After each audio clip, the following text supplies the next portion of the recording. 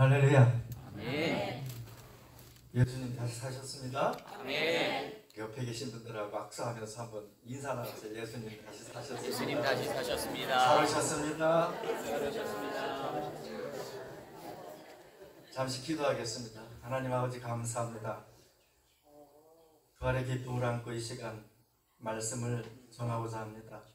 하나님 성령께서 함께 하시고 온전히 하나님의 말씀을 증언하게 하옵소서.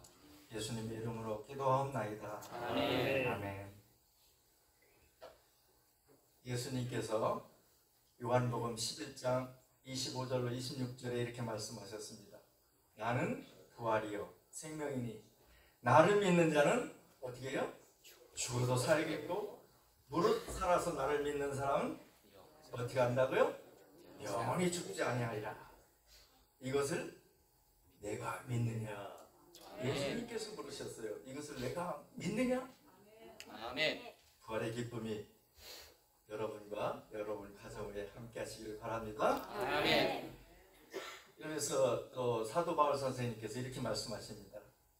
주 예수를 다시 살리신 이가 예수와 함께 우리도 다시 살리사 너희와 함께 그 앞에 서게 하실 줄을 아노라.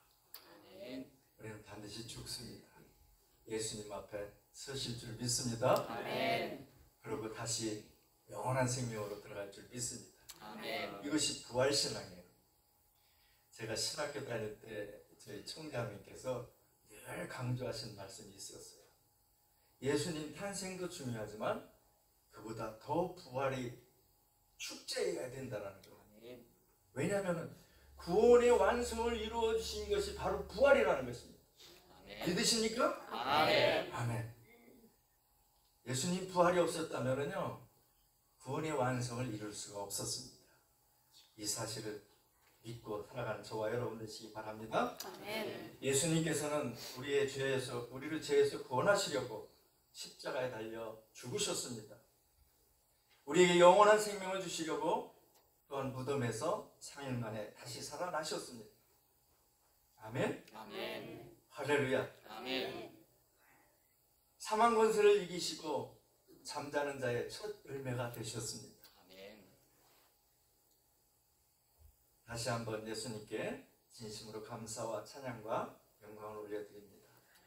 예수님의 부활의 능력이 성령의 인도하심 속에서 우리 사랑 장로교회 위에 그리고 성도들 가정 위에 함께 하시길 주님의 이름으로 축원합니다. 아멘. 오늘 말씀의 본문은 제가 요한복음이나 복음서에서 택한 것이 아닙니다. 사도행전에서 택했습니다.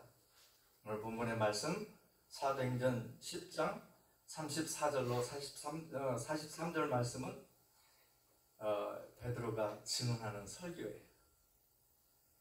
이 사도행전에 몇 편의 설교가 나옵니다. 베드로 설교가 이제 2장 14절 거기서부터 베드로의 오순절 설교가 나옵니다. 성령 충만함을 받은 베드로가 설교를 하는데 모든 사람들이 감동을 받아요. 그리고 3장 12절로 26절에도 베드로의 설교가 나오고 또 4장 8절로 12절에 설교가 나옵니다. 또 5장 29절로 32절까지 베드로의 설교가 있습니다. 그리고 오늘 본문의 말씀 장소 어디죠? 오늘 같이 읽었는데 고넬료의 집이에요. 하나님의 계시가 너무 놀라워요. 기도하는 중에 환상을 봅니다. 베드로가 3번 환상을 연속 보고 또 고넬료가 기도할 때 천사가 나타나서 베드로가 있는 그곳에 요바로 보내서 베드로를 모셔오라고 그런 계시를 받고 이제 종 2분하고 그 가이드 한 명 이렇게 3분을 모셔드립니다. 그 베드로한테 보내서 베드로를 초청을 합니다. 그래서 가정에서 베드로가 설교를 하게 되는데 이 설교가 이방인을 위한 첫 번째 설교예요. 여기서부터 이방인을 위한 복음이 전파되기 시작한 것입니다. 가이사라가 어떤 곳이에요? 케사르 그러면은 로마의 황제입니다. 황제 이름을 딴 도시예요. 그곳에 고넬료라는 백부장입니다. 특수임무를 받은 사람이에요. 경호부대예요. 경호부대. 지금으로 말하면 중대급입니다. 중대급의 중대장쯤 되는 이 고넬료가 이미 예수님을 영접했어요. 그가요 얼마나 신실한 믿음의 사람이었는지 성경을 통해서 우리는 알 수 있습니다. 기도에 열심히했고 구제하는 일. 구제가 뭐예요? 가난한 자들을 돌보는 일이에요. 가난한 자들에게 나눠주는 일이에요. 이 일을 이방인인 백부장 고넬료가 그렇게 했다는 말입니다. 하나님 앞에 기도하고 구제하는 일에 열심을 했어요. 하나님께 기도할 때 기도 중에 너는 빨리 요바로 사람을 보내서 베드로를 불러올려라. 베드로가 왔습니다. 이 고넬료가 넙적 엎드려서 전할 때 뭐라고 해요? 베드로가 하는 얘기가 있어요. 나도 사람이다. 일어나라. 이렇게 세웁니다. 믿음의 사도인 베드로를 그렇게 존경하고 또 베드로는 겸손하게 나도 사람인데 그럴 필요 없다. 이렇게 세웁니다. 여러분 얼마나 아름다운 모습입니까? 우리 믿음의 사람들이 그래야 될 줄로 믿습니다. 존중하고 겸손히 그것을 받아들일 줄 아는 그러한 믿음의 사람이 되어야 될 줄로 믿습니다. 아멘. 여러분, 근데 그 고넬료 가정에 고넬료 가족만 있었던 게 아니잖아요. 분명히 성경은 말합니다. 그의 가족들과 친구들, 친척들을 불러 모았다 그랬어요.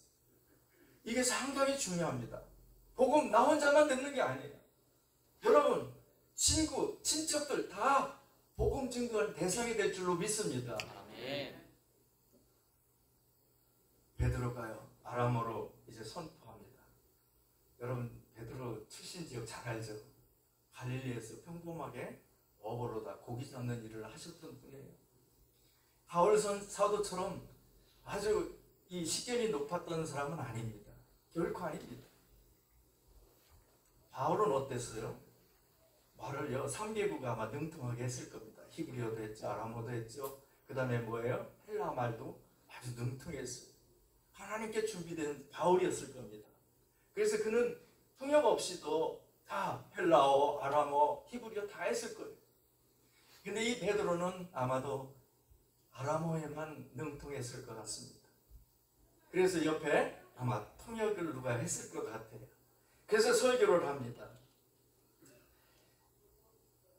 이방인들이 그리스도의 순환과 부활에 대하여 듣고 믿는 것 정말 쉬운 일이 아닙니다. 그런 까닭에 이 설교의 서두는 어느 나라를 막론하고 하나님을 경외하며 의를 행하는 사람 다 받아들여 구원하신다는 것으로 시작하고 있습니다. 이어서 예수 그리스도가 세상에 오신 목적과 성령으로 기름 부음 받은 그 선한 사역을 하셨음을 밝힙니다. 핵심이 뭡니까? 그리스도의 순환과 부활입니다. 예수님은 나무에 달려 죽임을 당하였으나 하나님은 사흘 만에 다시 살리셨습니다. 베드로는 자기가 부활을 증언할 사명을 지닌 사람이라 말하면서 그리스도께서 세상의 재판장으로 오실 것과 믿음으로 죄사함을 받게 되리라는 말씀을 선포합니다. 아주 짧게 부활을 선포합니다. 유대인들이 예수를 나무에 달아 죽였다? 하나님이 사흘 만에 다시 살리셨다? 부활로 우리에게 그리스도를 증언하게 하셨다? 그를 믿는 사람들은 죄사함을 받는다. 아주 명쾌하게 설교를 합니다. 이보다 더 명료한 부활의 선포는 없을 것입니다. 이렇게 간결하고 강렬한 부활 설교를 한 베드로, 사도 베드로, 예수 그리스도를 따라 3년의 세월을 하루같이 보냈으며 위대한 신앙의 고백을 남긴 사도 베드로입니다.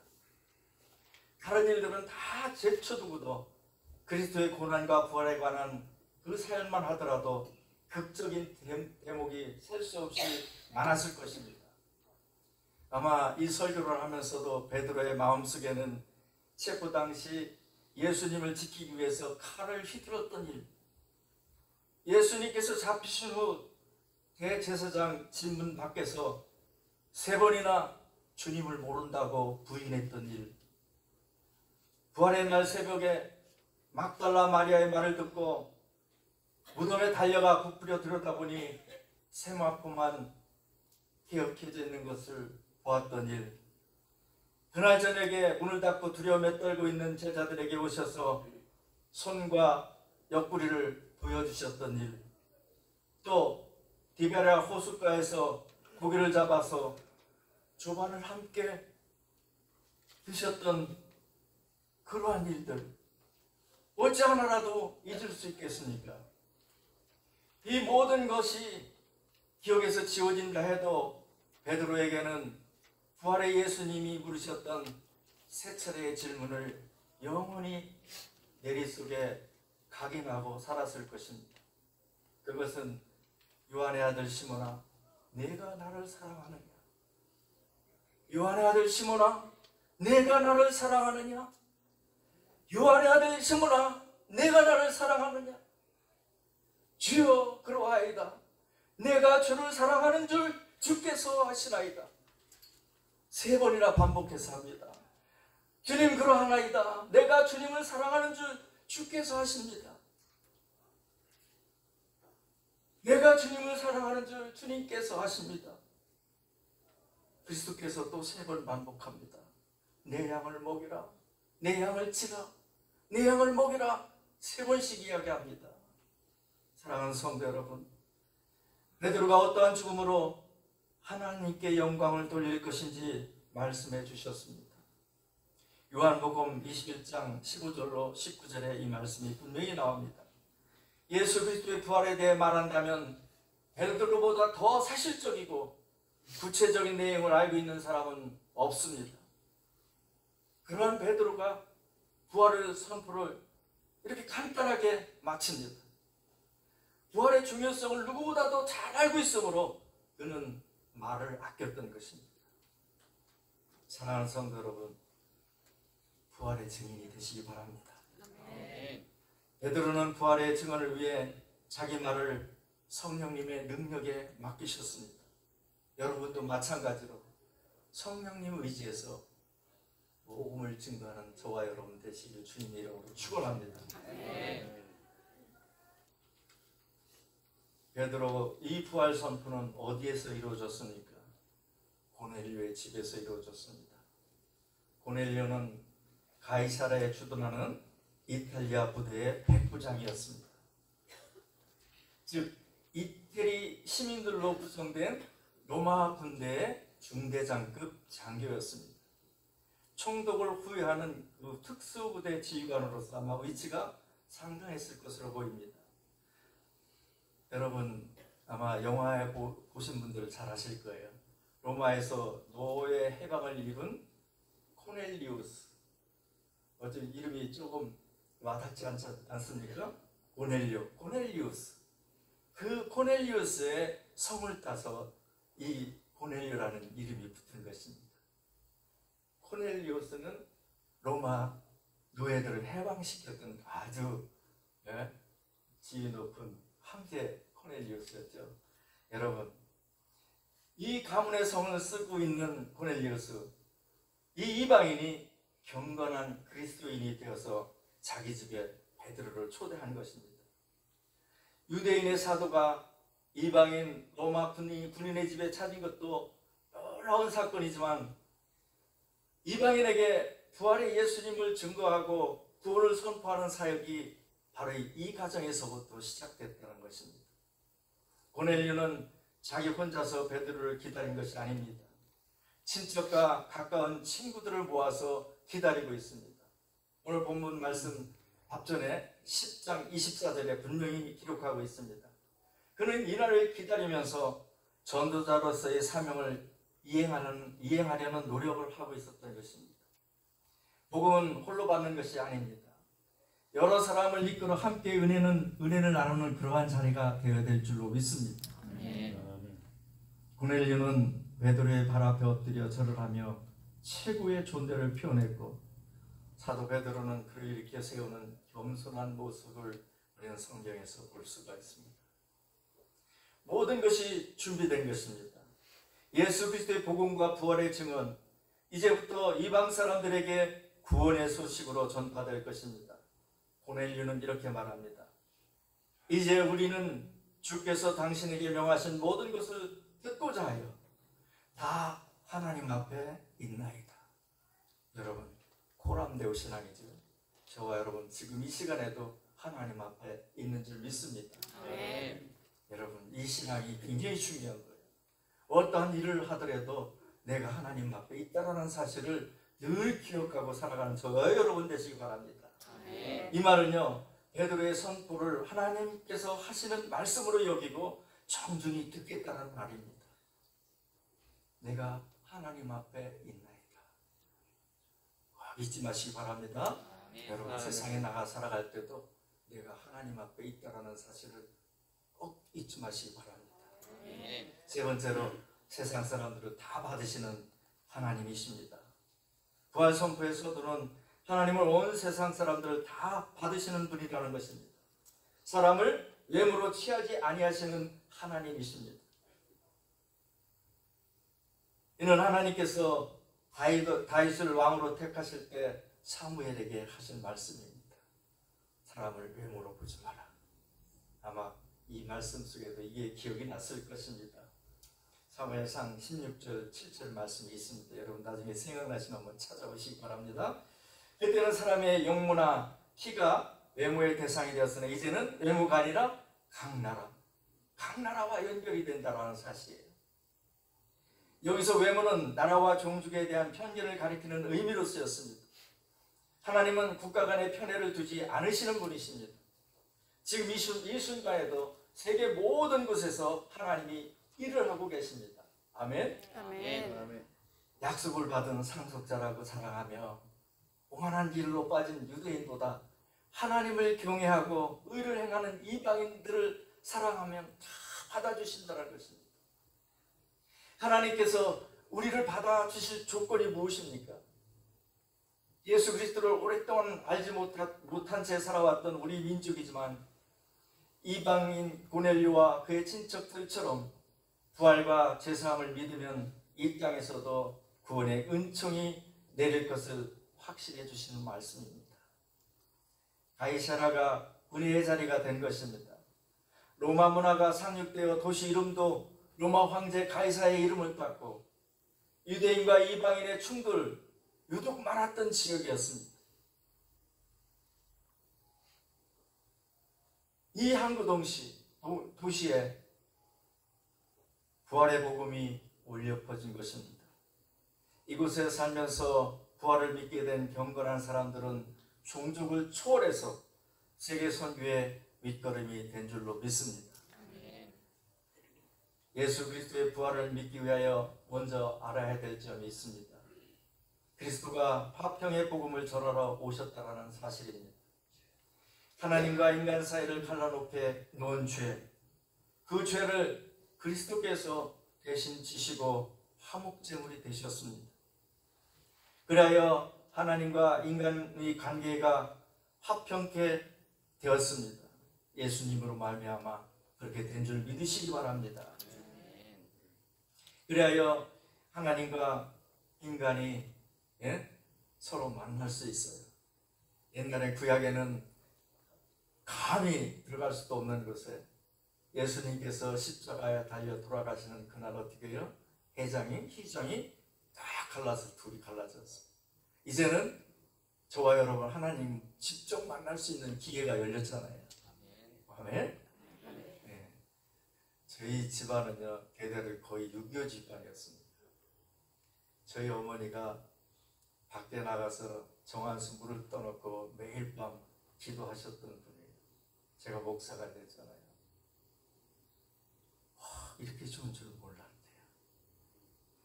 아무 곳에서나 기도할 수 있잖아요.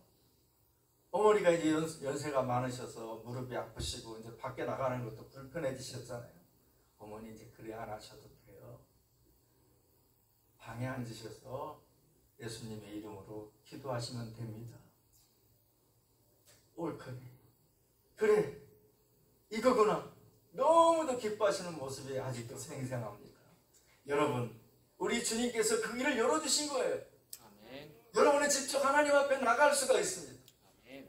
여러분은 만인의 제사장이 되신 줄 믿습니다. 아멘. 아멘? 아멘. 예, 기도하는 일에 쉬지 마시기 바랍니다. 아멘. 제가 이 고난주간에 새벽 기도를 한다는 소리를 듣고도 참여를 못했습니다. 그래서 충분히 일터에서 고난 받았습니다. 새벽 6시에 일을 시작을 해가지고 집에서 한 5시면 출발을 해야 돼요. 예, 늘 마음은 여기 와 있죠. 일 시작하면서 하나님 앞에 기도합니다. 하나님, 지금 고난주간입니다. 제가 모든 일에 자제하게 하시고 예수님의 고난에 동참하기를 원합니다.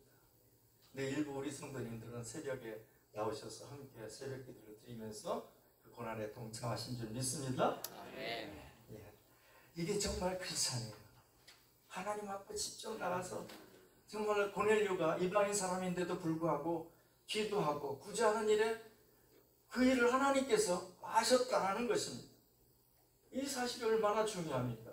그렇게 저 여러분 기도하는 일에 쉬지 말으시기 바랍니다. 아멘. 구제하는 일 쉬지 마시기 바랍니다. 아멘. 착한 일 하셔야 될 줄로 믿습니다. 아멘. 굿 프라이데이에 금요기도회 했잖아요.